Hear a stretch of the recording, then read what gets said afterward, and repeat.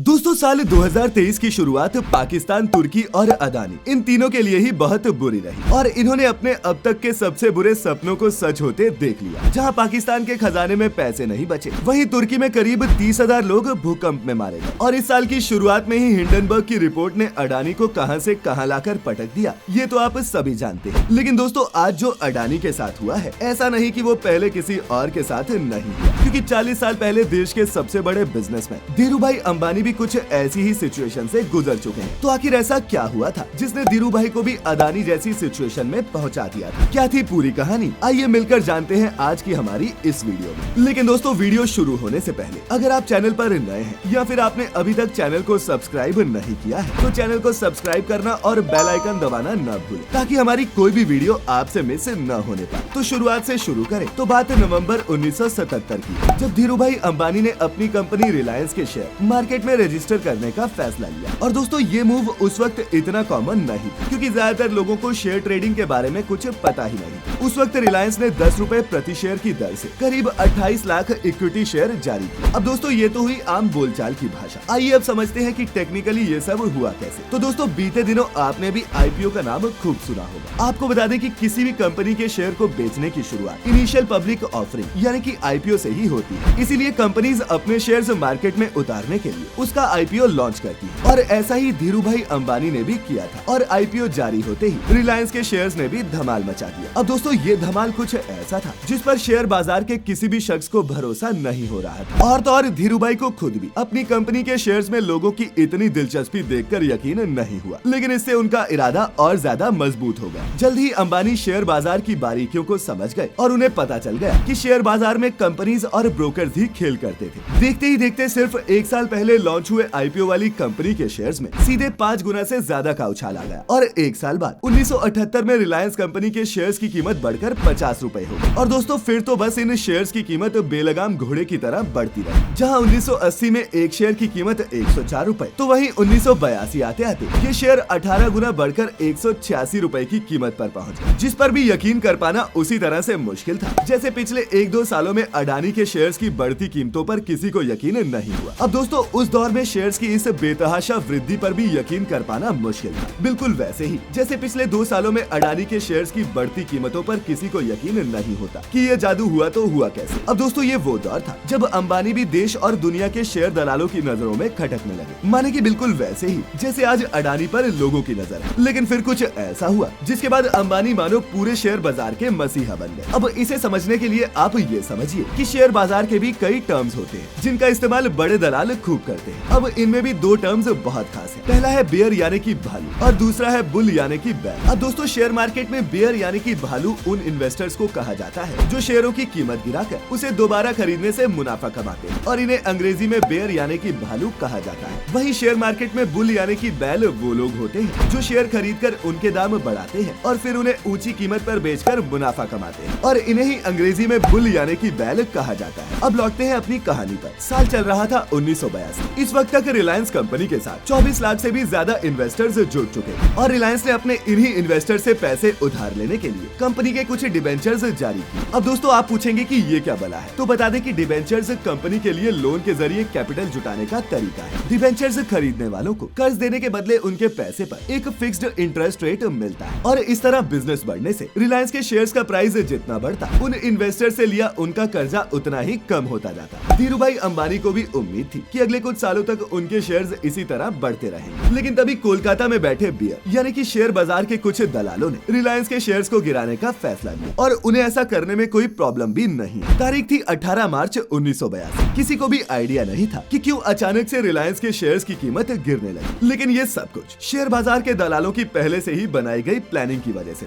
वो रिलायंस के शेयर्स की कीमत गिराकर खुद प्रॉफिट कमाना चाहते थे और ऐसा करने के लिए इन बियर्स ने रिलायंस के शेयर्स की शॉर्ट सेलिंग शुरू कर दी। अब इसे भी समझ ले तो बता दें कि शॉर्ट सेलिंग शेयर्स को खरीद या फिर बेचकर लाभ कमाने का एक तरीका है। रिलायंस के शेयर्स की कीमत को गिराने के बाद ये ब्रोकर्स शॉर्ट सेलिंग कर रहे हैं। इसमें हुआ क्या कि शेयर मार्केट के ब्रोकर्स बड़ी संख्या में ब्रोकरेज के जरिए रिलायंस के शेयर्स को दूसरों से उधार लेकर बाजार में धड़ाधड़ बेचने लगे। इससे कंपनी के शेयर्स की कीमत तेजी से कम होने लगी। दलालों का ये प्लान था कि वो ब्रोकरेज से उधार लिए शेयर्स को कम कीमत होने पर बाजार से खरीदकर लौटा देंगे और मोटा मुनाफा कमाएंगे। अब दोस्तों इस प्रोसीजर में भी एक रूल होता है और वो ये कि अगर उधार लिया गया शेयर टाइम पर नहीं लौटाया गया तो 50 रुपए प्रति शेयर ब्रोकर्स को हर्जाना देना होता और इसीलिए ये काम इतना भी आसान नहीं। 18 मार्च की सुबह शेयर बाजार शुरू होने के आधे घंटे बाद बियर्स ने 3.5 लाख शेयर्स शॉर्ट सेलिंग करके बेच दिए। अब एक साथ इतने ज्यादा शेयर्स बिकने की वजह से रिलायंस के शेयर की कीमत 131 रुपए से गिरकर 121 रुपए पर आ गई। कोलकाता के दलालों को लगने लगा कि रिलायंस के डूबते शेयर को कोई भी बड़ा ब्रोकर नहीं खरीदेगा और इस तरह शेयर की कीमत में लगातार कमी आएगी और बाजार में भगदड़ मचने से इस शेयर की कीमत पूरी तरह से टूट जाएगी। अब दोस्तों ये भी कुछ वैसा ही था जैसे हिंडनबर्ग ने अडानी की कंपनी के साथ किया, बस फर्क इतना था कि हिंडनबर्ग ने अडानी के शेयर्स को शॉर्ट सेल करने से पहले उनके बारे में एक मोटी तगड़ी रिपोर्ट भी छापी। अब दोस्तों ऐसे में रिलायंस के शेयर्स का डूबना तय था, लेकिन जब इस पूरे मामले की जानकारी धीरूभाई अंबानी को हुई कि कोलकाता में बैठे हुए ब्रोकर्स रिलायंस के शेयर्स की कीमत तोड़ रहे हैं, तो इसके बाद बिना देर किए अंबानी ने दुनिया भर के टॉप बुल दलालों से बात करना शुरू कर दिया। अब अंबानी की तरफ से भी कई टॉप बुल ब्रोकर्स शेयर बाजार में कूद चुके थे। एक तरफ जहां कोलकाता में बैठे बियर ब्रोकर्स धड़ाधड़ रिलायंस के शेयर्स बेच रहे थे, वहीं दूसरी ओर अंबानी के बुल ब्रोकर्स ये शेयर्स खरीद रहे। 18 मार्च का दिन खत्म हुआ तो रिलायंस का शेयर 125 रुपए की कीमत पर जाकर बंद हुआ। लेकिन दोस्तों ये बात सिर्फ एक दिन की नहीं थी, क्योंकि धीरूभाई को इनपुट मिल चुका था कि कोलकाता के ये ब्रोकर्स एक हफ्ते तक के वादे पर शेयर की शॉर्ट सेलिंग कर रहे हैं। ऐसे में अंबानी ने इस बात पर फोकस किया कि किसी भी तरह से इस एक हफ्ते तक उनके शेयर्स की कीमत ज्यादा न गिरे। ऐसा होने पर कोलकाता के दलालों को या तो ज्यादा कीमत में शेयर खरीद कर उधारी चुकानी पड़ती या फिर उधार लिए गए शेयर्स पर हर्जाना भरना पड़ता। 3 दिनों के अंदर ही रिलायंस के 11 लाख शेयर्स बिक गए और इनमें से करीब 8.5 लाख शेयर्स तो अंबानी के ब्रोकर्स ने ही खरीद ली। अब कोलकाता के ब्रोकर्स के होश उड़ने लगे। उनकी उम्मीद के उलट शेयर की कीमत 131 रुपए से भी ज्यादा बढ़ गई। अब शेयर चुकाने के लिए उन बियर्स को ऊंची कीमत पर शेयर्स खरीदने पड़ते और अगर वो ऐसा नहीं करते तो उन्हें हर शेयर पर 50 रुपए देने पड़ते, जिससे अब अंबानी के जाल में फंसने वाले ये ब्रोकर्स समझ नहीं पा रहे थे कि उनका जो नुकसान हो रहा है वो अब रुकेगा तो रुकेगा कैसे, क्योंकि कुछ ही दिनों में उन्हें रिलायंस के महंगे दामों वाले शेयर्स खरीदकर उन लोगों को लौटाने पड़ रहे थे जिनसे उन्होंने शेयर्स उधार लेकर कम दामों में बेचना शुरू किया था। उनको समझ आ चुका था कि अब उनके पास कोई रास्ता नहीं, इसीलिए मामला सेटल करने के लिए उन्होंने बुल से समय मांगा, लेकिन अंबानी के बुल्स ने उन्हें समय देने से ही इनकार कर दिया, जिसके बाद खुद शेयर मार्केट के अधिकारियों को समझौता कराने दोनों पार्टीज के बीच आना पड़ा। और दोस्तों रिजल्ट ये रहा कि पूरे 3 दिन तक शेयर मार्केट ही बंद रहा। अंबानी भी कोलकाता में बैठे बियर्स को सबक सिखाना चाहते थे, इसीलिए 3 दिनों तक वो अपनी जिद पर अड़े रहे और 3 दिनों तक बंद रहे शेयर बाजार ने तब ये साबित कर दिया था कि रिलायंस इस शेयर बाजार में बहुत लंबी पारी खेलने के लिए उतरा है। इसीलिए लोगों का भरोसा अपने आप अंबानी के शेयर्स पर बढ़ता गया और इन शेयर्स की कीमत और खरीद दोनों ही आसमान छूने लगे। अब चूंकि अंबानी शेयर मार्केट के मसीहा बन गए थे, तो इसका सबसे ज्यादा फायदा रिलायंस में पैसा लगाने वाले इन्वेस्टर्स को मिला। शेयर बाजार खुलने के बाद कई दिनों तक अंबानी के शेयर्स में इन्वेस्टर्स पैसा लगाते रहे, जिससे उनके शेयर्स की कीमत हाई बनी रही। लेकिन इसके बाद ये भी सवाल उठने लगे कि अंबानी को इस संकट से बचाने वाले बुल्स